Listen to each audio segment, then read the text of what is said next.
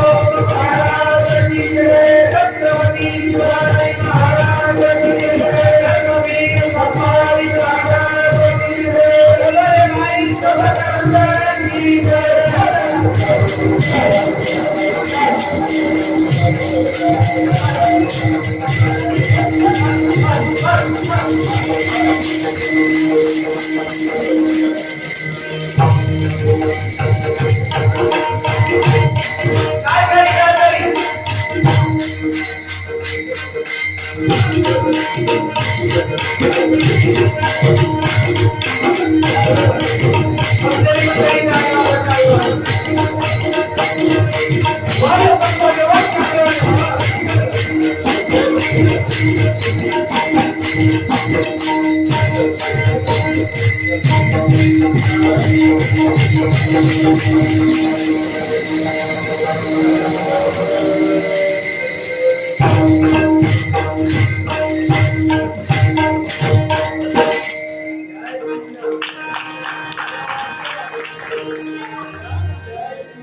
जय श्रीराम.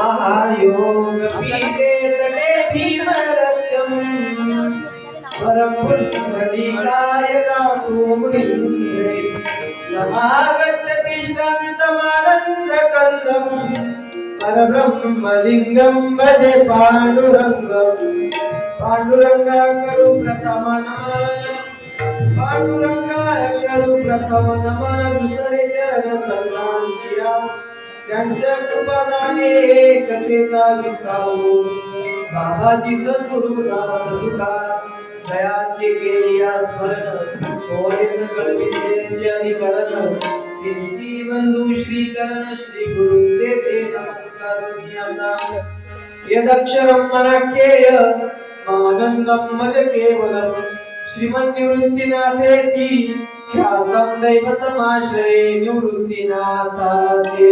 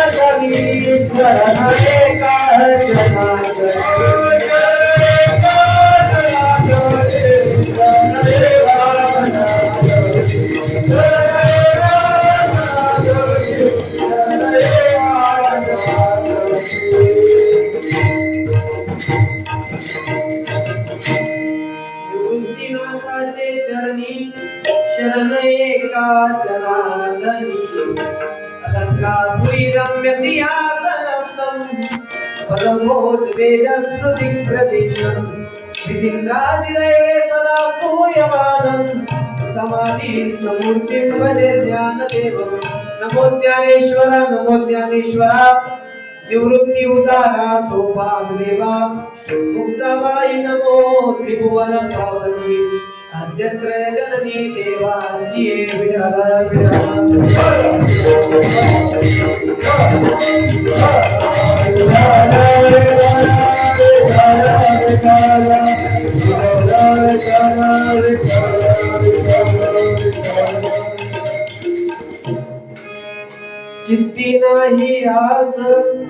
चित्ती नाही आस त्याचा पांडुरंगदास असे भक्ताची घरी कामे न सांगता करी अनाथांचा बंधू अंगी असे हा संबंधू असे भक्ताची घरी कामे न सांगता करी तुका म्हणे भावे देवा सत्ता लाभवावे असे भक्ताची घरी कामे न सांगता करी विठाला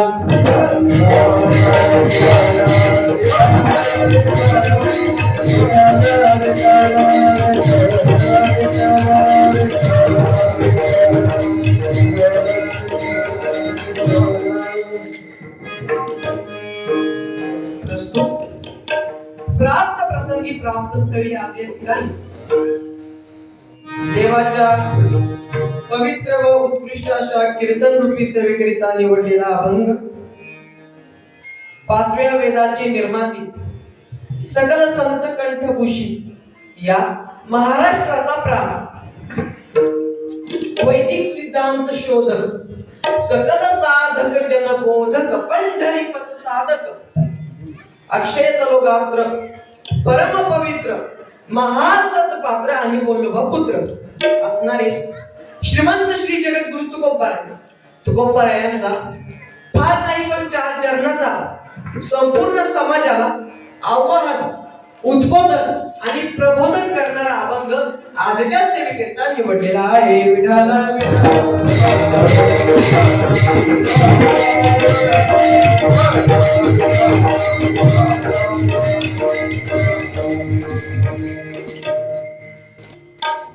सालाबालाप्रमाणे याही वर्षी आपल्या दाडेगावमध्ये अखंड हरिनाम सप्ताह मोठ्या उत्साहात साजरा होत आहे. आणि कीर्तनाला सुरुवात करण्यापूर्वी अल्पहासा परिहार देणं हे वक्त्याचं कर्तव्य, वक्त्याचं आद्य कर्तव्य असतं. गेल्या 44 वर्षांपासून गेल्या 44 वर्षांपासून अखंड हरिनाम सप्ताह चालू आहे आणि याही वर्षी मोठ्या उत्साहात साजरा होत आहे. आणि ज्यांच्या माध्यमातून खरं तर इथे येण्याचा योग आला ते म्हणजे समस्त ग्रामस्थ हनुमान भजनी मंडळ दाडेगाव. सर्व भजनी मंडळाला मी एकदा धन्यवाद देतो आणि जोरदार टाळी वाजवा.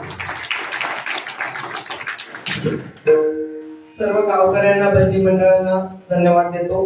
तसेच सर्व अन्नदाते 7ही दिवसाचे अन्नदाते सेवेकरी सर्वांना धन्यवाद देतो.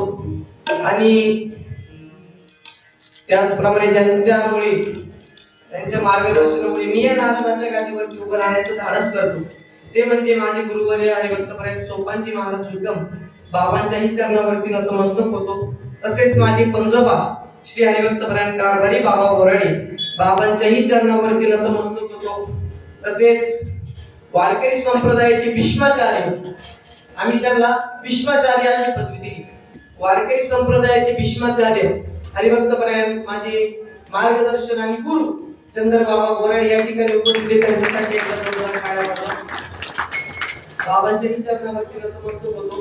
तसेच इथं गायनाला साथ करण्यासाठी उपस्थित असणारे आमचे जीवलग मित्र गुरुबंधू हरिभक्तपरायण श्री राम महाराज जाधव या ठिकाणी उपस्थित आहेत. त्यांच्यासाठी एकदा जोरदार टाळ्या वाजवा. तसेच मृदुंगाला साथ करणारे हरिभक्तपरायण सतीश महाराज बोराडे या ठिकाणी उपस्थित आहेत. त्यांच्यासाठी एकदा जोरदार टाळ्या वाजवा. तसेच संवादिनी वादक हरिभक्तपरायण सुधीर महाराज बोराडे त्यांच्यासाठी एकदा जोरदार टाळ्या वाजवा. त्यांनाही धन्यवाद देतो. तसेच आपले विनेकरी सर्व गायनाचार्य मृदुंगाचार्य टाळकरी माळकरी विनेकरी वारकरी सर्वांना धन्यवाद देतो. तसेच इथं आपल्याला साथ करणारे आमचे जीवलग मित्र हरिभक्तपरायण श्रेयस महाराज जाधव या ठिकाणी उपस्थित आहेत. त्यांच्यासाठी एकदा जोरदार टाळ्या वाजवा. सर्वांना धन्यवाद देतो. तसेच माझा संपूर्ण मित्र परिवार या ठिकाणी कीर्तनाला उपस्थित आहे. आमचे वेदांत दादा, रोहिदास दादा, शिवम दादा, तसेच अथर्व दादा, आदर्श दादा, सर्व मित्र परिवार इथे उपस्थित सर्वांना धन्यवाद देतो. तसेच सर्व टाळकरी माळकरी विनेकरी वारकरी सर्वांच्या चरणावरती नतमस्तक होतो. पंढरीश पांडुरंग परमात्म्याच्या चरणावरती नतमस्तक होतो. माझ्या आई वडिलांच्या चरणावरती नतमस्तक होतो आणि सेवेला सुरुवात करतो. सेवेला की सेवक झालो मचा लागलो निंदकरा अहो तो तुकारा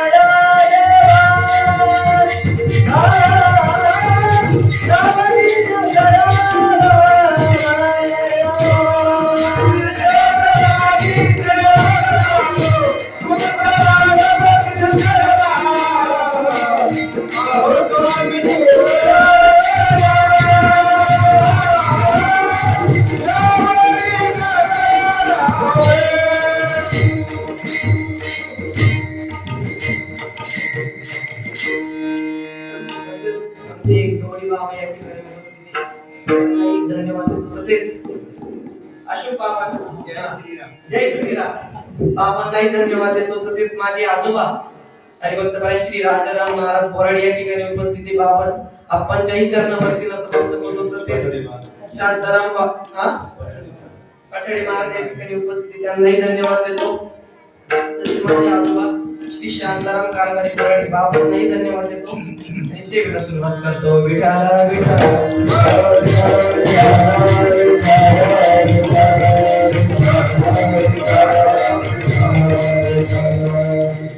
चित्ती नाही आस चित्ती नाही आस त्याचा पांडुरंग दास असे भक्ताची घरी कामेन सांगता करी अनाथांचा बंधू अंगी असे संबंधू असे भक्ताची घरी कामेन सांगता करी तुका म्हणे भावे देवा संताना भावे असे भक्ताची घरी कामेन सांगता करी विठ्ठल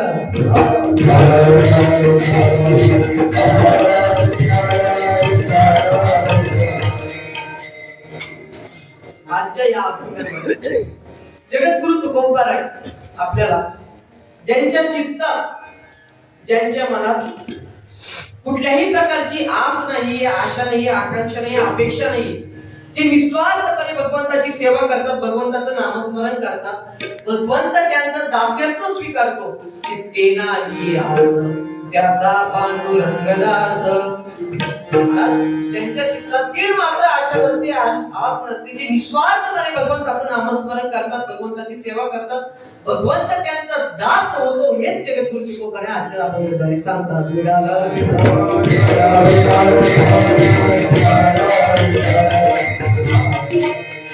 महाराज साधूने बोलावं आणि साधूचं आपण ऐकावं याच्या पाठीमागे एक भलं मोठं कारण माझ्या तुकोबार यांच्या भाषेत साधू थोर जाणार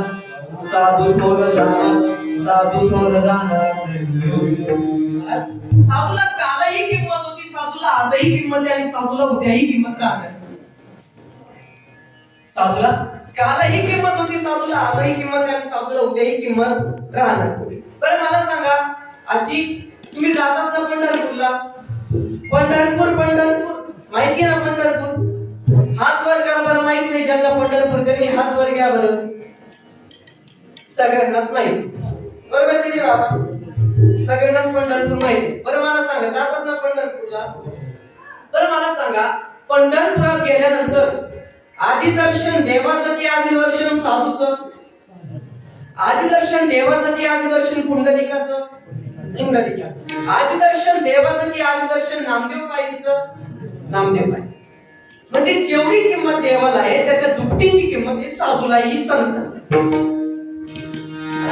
पंढरपुरात गेल्यानंतर आधी दर्शन देवाचं नाही तर आधी दर्शन हे साधूचं हे संतांचं महाराज अहो प्रभू श्री रामांच्या मंदिराकरता अयोध्येत भांडणं झाली हे आपल्या सर्वांना माहिती आहे पण माझ्या हनुमंतरायाच्या नादालाही कुणी लागलं नाही हनुमंतरायाच्या नादालाही कुणी लागलं नाही कारण मला साधूला कालही किंमत होती साधूला आजही किंमत नाही बरं महाराज असं एकही गाव नाही की ज्या गावात माझ्या मारुतीरायाचं मंदिर नाही असं एकही गाव नाही की ज्या गावात माझ्या मारुतीरायाचं मंदिर नाही कारण मला साधू संत हे श्रेष्ठ आहे कालही आजही आणि उद्याही साधू थोर जाना साधू थोर जाना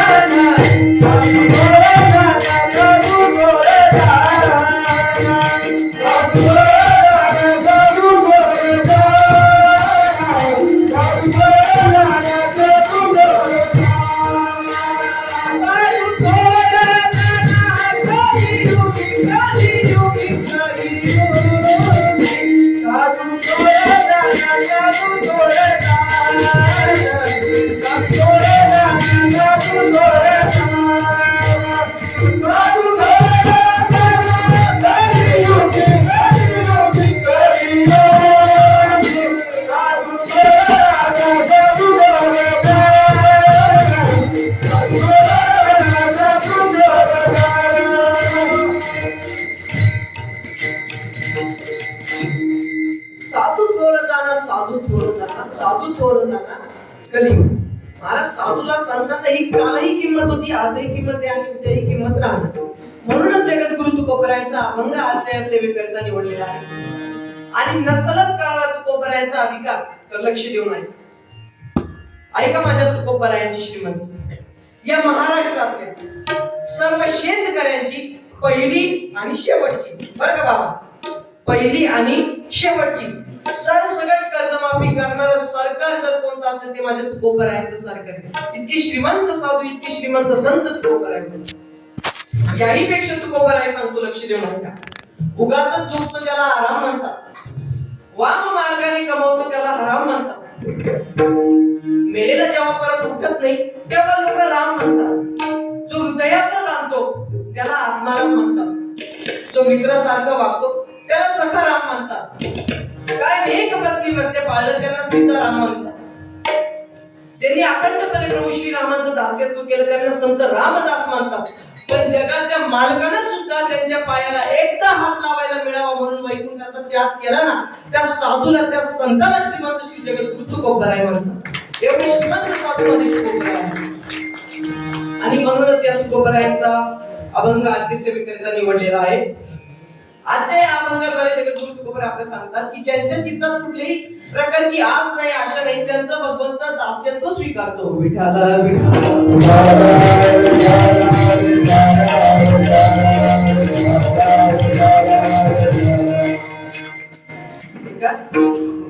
थोडक्यात सांगतो, लक्ष देऊ नका. एकदा काय झालं, नामदेवरायांचा मेवणा, मेवणा राजाईचा भाऊ भाऊबीजेच्या दिवशी नामदेवरायांच्या घरी आला आणि ही गोष्ट नामदेवरायांना कळली. नामदेवराय मंदिरात भजन करत होते. नामदेवरायांना ही गोष्ट कळली की आपला मेवणा आपल्या घरी आलेला आहे. आणि नामदेवरायांनी विचार केला की आता आपलीच खायची पंचायत, आपलीच परिस्थिती नाजूक आहे, आपलीच खायची पंचायत म्हटलं ना, आता पाहुण्याला काय खाऊ घालायचं, म्हणून नामदेवरायांनी मंदिरातच मुक्काम केला. आणि मग राजाईचा भाऊ आला. त्या भावाने त्याच्या बहिणीला विचारलं की ताई, भाऊबीजेचा स्वयंपाक कधी सुरू होणार आहे, कधी जेवायला बसायचं. त्या बहिणीने सांगितलं की दादा, अरे तुझे दाजी आताच किराणा आणायला गेलेले आहे, ते आले की मग स्वयंपाक सुरू करू, जेवायला बसू. महाराज रात्रीचे 7 वाजले, दुपारचे 12 वाजून गेले, रात्रीचे 7 वाजले, तरी चुलीला आमंत्रण नाही. 10:30 वाजले, सगळे घरातले लोक पाणी पिऊन झोपून गेले, पण चुलीला मात्र काही आमंत्रण नाही. आणि मग दुसऱ्या दिवशी जेव्हा तो पाहुणा उठला, त्याने चंद्रभागेत स्नान केलं आणि बहिणीला नमस्कार केला आणि सांगितलं की ताई, मी आता निघतो. कारण पाहुणा वाट पाहून थांबला. म्हणे ताई, मी आता येतो. पण त्याची बहीण म्हणायला लागली, राजाई म्हणायला लागला की दादा अरे आपण थांब 2-3 दिवस. त्या भावाने सांगितलं की ताई, मी तुझ्यासाठी 3 दिवस उपाशी राहील, मी तुझ्यासाठी 3 दिवस उपाशी राहील. पण हे जे मालकाचे घोडे आणलेत ना, हे जे मालकाचे 3 घोडे आणलेत ना, हे जर वैराणी करता मेले, वैराणी वाजून मेले, तर बापाची नोकरी जाईल, म्हणून मला जावं लागेल. मग ती ताई म्हणली, राजाई म्हणल्या की दादा, माझी परिस्थिती एवढी अशी नाजूक आहे, हे घरी आई वडिलांना सांगू नको. आणि हा म्हणून तो भाऊ निघून गेला. मग नंतर रुक्मिणी मातेने पांडुरंग परमात्म्याला प्रश्न केला की मालक, अहो ज्या व्यक्तीच्या घरातले 14 माणसं तुमच्या नावाने टाळ वाजवतात, निस्वार्थपणे तुमची सेवा करतात, तुमचं नामस्मरण करतात, तुमची भक्ती करतात, आणि त्या व्यक्तीच्या घरी आलेला एखादा माणूस जर उपाशी जातो, याचं तुम्हाला काहीच वाटू नाही. मग तुम्हाला करुणा वत्सल, करुणा सिंधू, दयासागर, दयावत्सल कोण म्हणेल? पांडुरंग परमात्म्याने सांगितलं की रुक्मिणी, अगं मी यांना फार काही देण्याचा प्रयत्न करतो, खूप काही देण्याचा प्रयत्न करतो, पण हे लोक घेत नाही, कारण यांच्या चित्तातील मात्र आशा नाही. चित्ते नाही त्याचा पांडुरंग दास. पांडुरंग परमात्मा म्हणाले यांच्या चित्तातील मात्र आशा नाही. पण रुक्मिणी माता म्हटल्या की तुम्ही काहीतरी त्यांना द्यावा अशी माझी इच्छा आहे.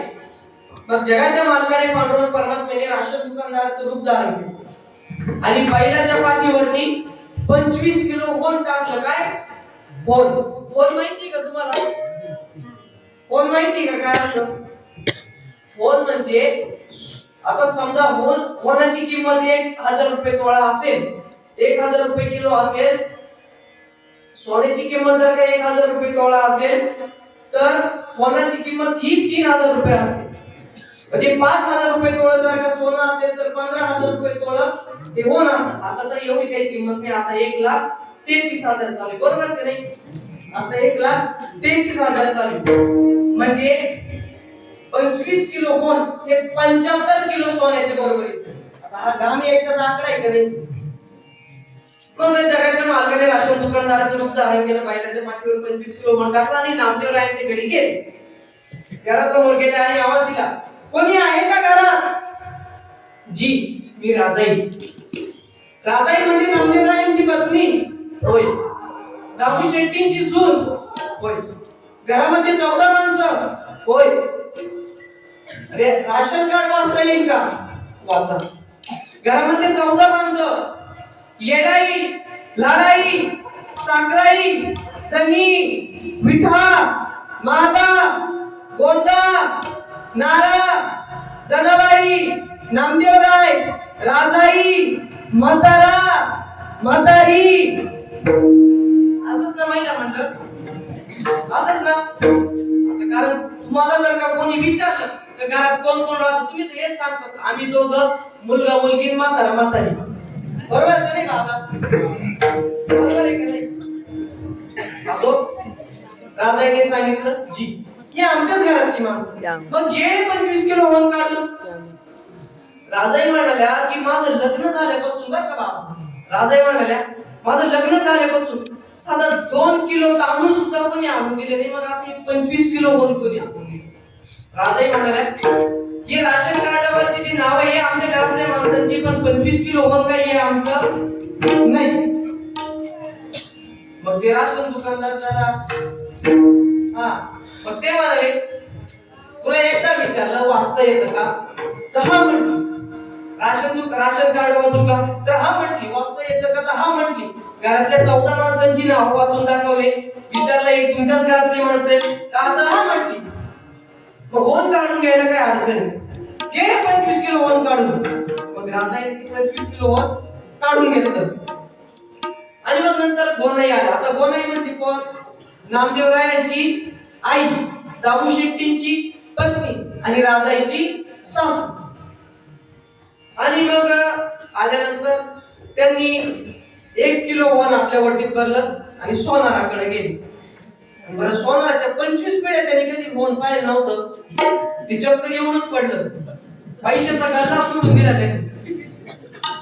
त्यांनी होन पाहिलंच नव्हतं. ते त्याचे जे नौकर होते ते म्हणाले, ओ शेठजी काय झालं काय झालं? ते शेठजींनी सांगितलं की अरे होन आलाय, होन, आता याची किंमतच काय द्यायची? मग गल्ल्यात जेवढे पैसे होते तेवढे सगळे गोनाईच्या ओटीत टाकले. आणि बरं ते रात्रीचं झोपलं कोण? सोनार. रात्रीचं झोपला तर झोपेत जाऊन उठायचं होन होन. त्याची बायको म्हणते ना उद्या झोपला काय सारखं होन होन गागत. मग पैसे त्या सोनाराने जेवढे काही गल्ल्यात पैसे होते तेवढे सगळे गोनाईच्या ओटीत टाकले आणि संसार उपयोगी सगळ्या वस्तू गोनाई घेऊन आले. आणि मग गावातल्या व्यक्तींनी लगेच नामदेवरायांना सांगितलं की नामदेवराय, अहो तुमच्या घरातल्या भाताचा वास एकच नंबर आहे. अहो अख्ख्या गावात तुमचे इतकं श्रीमंत कोणी नाही. नामदेवराय म्हणाले, तुम्ही काय स्वप्नात आहे का? काय स्वप्नात पाहिलं का काय? म्हणे नाही, वाटलंच तर तुम्ही घरी जाऊन पहा. मग नामदेवराय जेव्हा घरी गेले तेव्हा त्यांना पाय धुण्यासाठी पाणी दिलं आणि घरात गेले. जेवायला बसले, जेवायला पाट, बसायला पाट, जेवायला ताट, ताटात अर्धा लिटर दूध आणि वाटीभर तूप. नामदेवराय म्हणाले, मी नक्की माझ्याच घरात आलोय ना, लोकांच्याच घरात आलो नाही ना? मग नामदेवरायांनी विचारलं की आई कोणी दिलं हे सगळं? गोनाई माता म्हणाल्या की मी तर घरी नव्हते, तुझ्या बायकोलाच विचार. राजाने सांगितलं की राशन दुकानदाराने 25 किलो होन आपल्याला आणून दिलं. नामदेवराय म्हणाले, राशन दुकानदाराचीच बायको सकाळी दुसऱ्याच्या वावरात मिरच्या तोडायला जाती, मग यांनी 25 किलो होन आणून दिलं कसं काय? कसं काय आणून दिलं? मग नामदेवरायांच्या डोळ्याला धारा लागल्या. नामदेवरायांच्या डोळ्यातून अश्रू येऊ लागले आणि नामदेवरायांना समजलं की हा राशन दुकानदार नक्कीच पंढरपुरातला विटेवरचा असावा. आणि मग एकच वाक्य नामदेवरायांच्या मुखातून आलं. आईला विचारलं की आई तुला मी पाहिजे की हा प्रपंच पाहिजे, हा संसार पाहिजे? आता आजी मला सांगा, कोणत्या आईला संसार हवा असेल? गोनाई मातेने सांगितलं की नामा मला फक्त तूच पाहिजे. नामदेव रायांनी सांगितलं की आत्ताच्या आता हे झोपडं रिकामं करा, या सगळ्या गोष्टी बाहेर वाटून द्या. 11:30 वाजता त्या दिवशी रात्री परत वाजवली आणि जेवढे काही वस्तू आणलेल्या होत्या तेवढ्या सगळ्या गोरगरिबांना वाटून दिल्या. दृष्टांत संपला, सिद्धांत ऐका. जशाचं तसं झोपडं रिकामं केलं. अशी ज्याच्या हृदयाची भावना आहे, ज्याच्या हृदयाची भूमिका आहे, जो निस्वार्थपणे भगवंताचं नामस्मरण करतो, ज्याच्या चित्तात तीळ मात्र आशा नाही, आस नाही, त्याला म्हणायचं चित्ती नाही आस.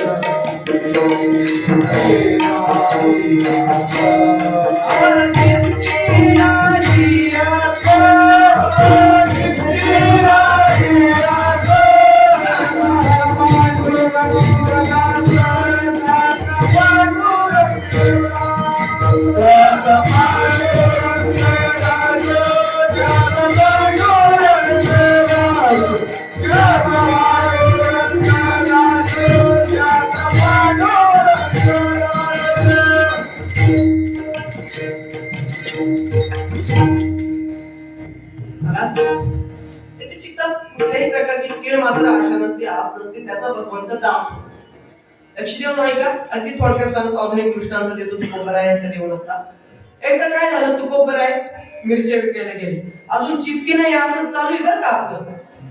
चित्ती नाही असंच चालू आहे, कारण मला पुरावे द्यायला आवडतात आणि बरं ज्याच्या पुरावा नाही त्यालाच कुठेतरी नेऊन पुरा असो आपल्याला पुरायचं बा मला आहे का. एकदा काय झालं, तुकोबराय मिरच्या घेऊन विकायला गेले आणि बरं त्या तुकोबरायांच्या मिरच्या काय आपल्या मिरच्यांसारख्या नव्हत्या. बाजारात गेल्यावर 3 किलो, घरी आलं 2.5 किलो. कसं? आता मिरच्या पुडल्या का मालक परत एक बादली पाणी मारितोच आणि विकायला गेलं तर परत तिथं ती बाई तांब्या पाणी मारित. म्हणजे समजलं असतो तुम्हाला. मग त्या काय आपल्या मिरच्या नव्हत्या, त्या तुकोबरायांच्या मिरच्या होत्या. तुकोबरायांचा धंदा म्हणजे एकदम चूक, खोटा नाटा अजिबात नाही. मिरच्या विकायला घेऊन गेले, एकदम पाळलेल्या खणखणीत मिरच्या होत्या.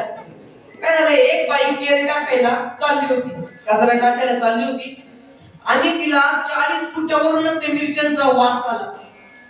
ती ठसके टाकायला लागली, तिला शिंका यायला लागल्या. म्हणजे यार ती मिरच्या कशा आहे, वाळलेल्या आहेत, एकदम कडक वाळलेल्या आहेत. ठसकेच टाकायला लागली. मग तिने लगेच तो केर उतरड्यावर टाकला, तुकोबरायांकडे गेली मिरच्या घ्यायला. तुकोबरायांना विचारलं, का हो दुकानदार, केवढ्याला दिल्या हो मिरच्या? तुकोबराय म्हणाले, एक आण्याला 2 किलो. ती बाई म्हणाली, द्या मला 5 किलो मिरच्या. 5 किलो मिरच्या घेतल्या आणि ती बाई तशीच निघाली. आता आपण काही वस्तू घेतली दुकानातून, काही वस्तू घेतली तर पैसे द्यायची काही किंमत आहे का नाही? बरोबर आहे की नाही? पण ती बाई तशीच निघाली. तुकोबरायांनी आवाज दिला, ओ बाई, अहो पैसे. ती बाई म्हणाली, मला गड्याजवळ पाठवून देते. काय गड्याजवळ पाठवून देते? गाव नाही, गल्ली नंबर नाही, घर नंबर नाही, मोबाईल नंबर नाही, पत्ता नाही, काय नाही गेली निघून. आणि तुकोबराय मात्र पाहू राहिले. काय करणार महाराज? चित्ती नाही आस. त्यांच्या चित्तात कुठल्याही प्रकारची आस नाही. आणि मग नंतरून त्या बाईला रस्त्यात समिंद्रा भेटली.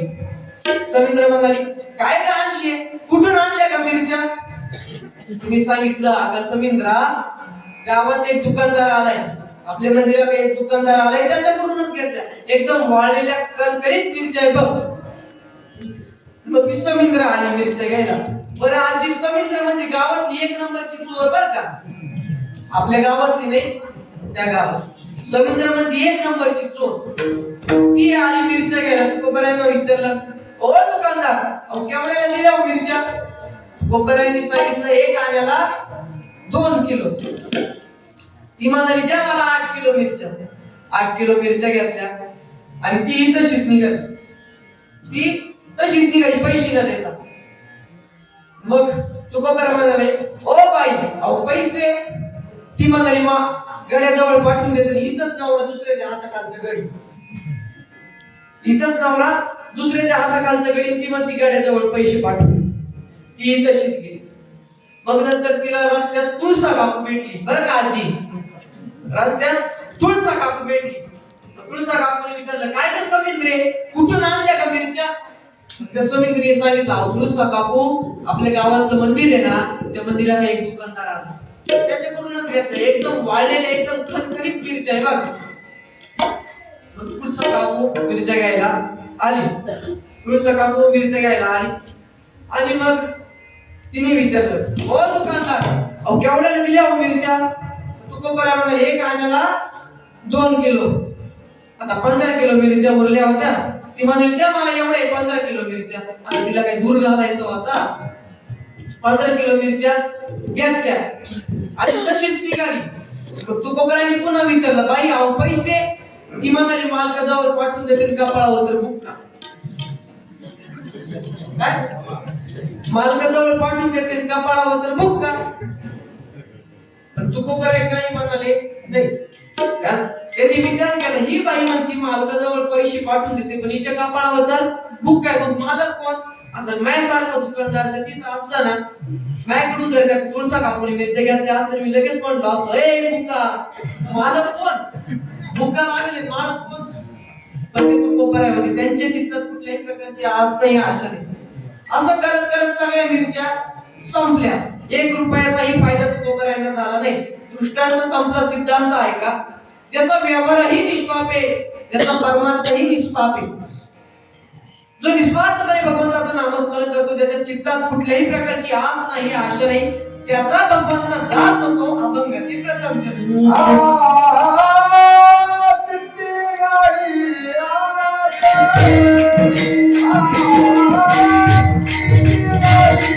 आ